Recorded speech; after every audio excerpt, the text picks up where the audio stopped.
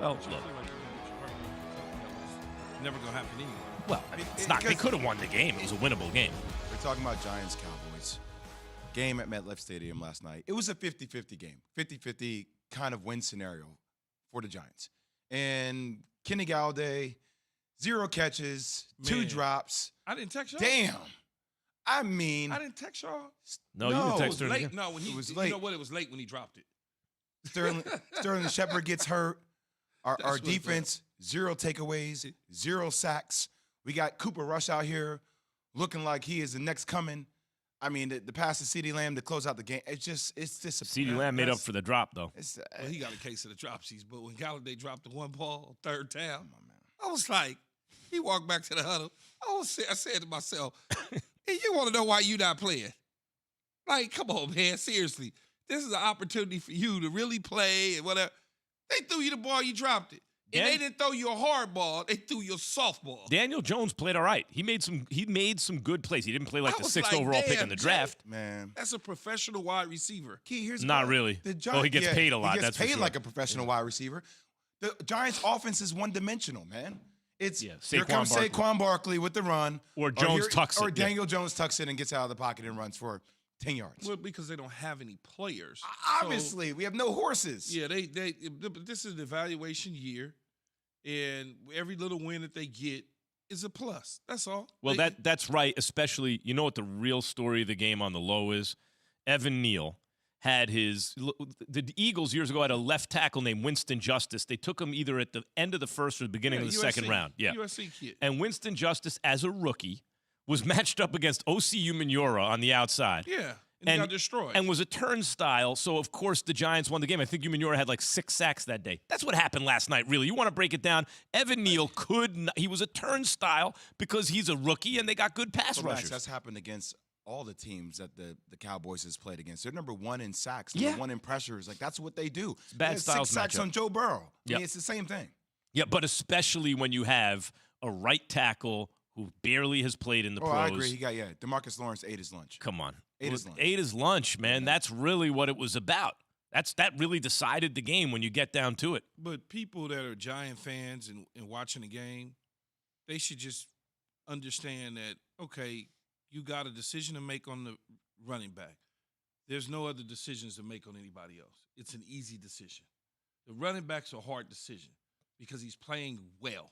And you're getting an opportunity to see when he's healthy how he plays. He had about 90 yards rushing, couple, nice catches out of the backfield. You got a piece that you got to make a decision on. You don't have to make a decision on the quarterback. But And- you And know none why- of the you know- receivers. You don't That's have right. to make That's not a real decision, No, yeah. that's not a decision. You know why Giants fans are somewhat angry or pissed off this morning, right? It's because Dave Gettleman once again reared his ugly head last night. Like you felt it. Well, Dave Even though I know we're Gettleman's moving forward and Brian gone. Dable, they handle things differently with Joe Shane. I hear it, but when you see remnants of what Gettleman put together, 100%. and it comes back to that O-line and the lack thereof, Kenny Galladay was like that sign. Oh, Supposed to he's put going you to be over the the top. difference maker, right? You see those last effects, and you're like, we just want to usher that era out. The most hilarious thing about it, when you think about the Galladay signing, is Gettleman had several years to put a team together, and then he's like, okay, here comes my wonder what- my finishing touch. Galladay is going to put us over the top. Come on, man. Come on. But listen. I don't know what it was or what it is about him, but he wasn't a bad signing from Detroit. When he got here, I don't know what it is. $72 million. He's a Well, third-round that was pick who but couldn't that stay on was the field. But that was the market. That was what it was. He was going to get. But from you only somebody. get a guy like that if you think we're like a little I just piece don't away. know I don't know what it is when he put on the giant blue helmet. It just turned into something different. Pumpkin. Well, listen. Meantime, from the Cowboys' point, this is the Giants' point of view. Looks like Joe Jay and I are Judge. Giants fans. Daniel Not what we Jones wanna played hear. fine. Like I thought he played kind of well, actually, in a way. But the bottom line is he was a 6th overall pick in the draft. He's not the future. The Giants are going to move on from him this year because he's not ever going to be a great player. He might be an okay player. He's a very, very good backup in the league, it looks like to me. If you have Daniel Jones as your backup, you're set. He's probably going to get another shot to be a starter by somebody because somebody's going to fix him. And he'll be one of the better backups in the and NFL. then he'll wind Yeah. up being a backup. Yeah. Who's he throwing the ball to? You're David right. Sills? I mean, I got to tell you, last night I was heartbroken watching Sterling Shepard go down. I mean, coming off that Achilles injury he had the year before, working through physical therapy to get back. Good route runner. Non-contact, just holds the I didn't knee. understand. I didn't understand that one. It just like, I'm like, oh, God, there goes our season. He's the most consistent wideout we have. He's the most – I don't understand what happened. It's like when your number gets punched, man. It's it. You know, it's one of those things. And it looked like definitely an ACL, huh? Yep. I mean, Didn't it? You could Dave almost hear it. You could almost see it snap. It looks like an ACL. Well, from the Giants' point of view. From the Cowboys' point of view, Cooper Rush is now 3-0 as a starter. Won his first 3 career starts. Went on the road to beat a divisional rival who was 2-0. Made himself some money. Probably made himself some money. And if you're a Cowboys fan, and many people are, including in Jersey, one of the reasons that you bring up like Gettleman, like it's a team like the Giants, where you have so many Cowboys fans in Jersey, cannot afford to stink for 10 years. Because you need to constantly be creating new young fans and getting people excited. But otherwise, when the Cowboys come to town, they're going to take over Giants Stadium. Because the Cowboys don't stay irrelevant for years on end. You got to love their pass rush. You guys brought it up, right? They got remember a couple years ago when Jerry Jones said, I need a war daddy? He was talking about a big pass rusher. They got 2 elite pass rushers off the edge. Yeah.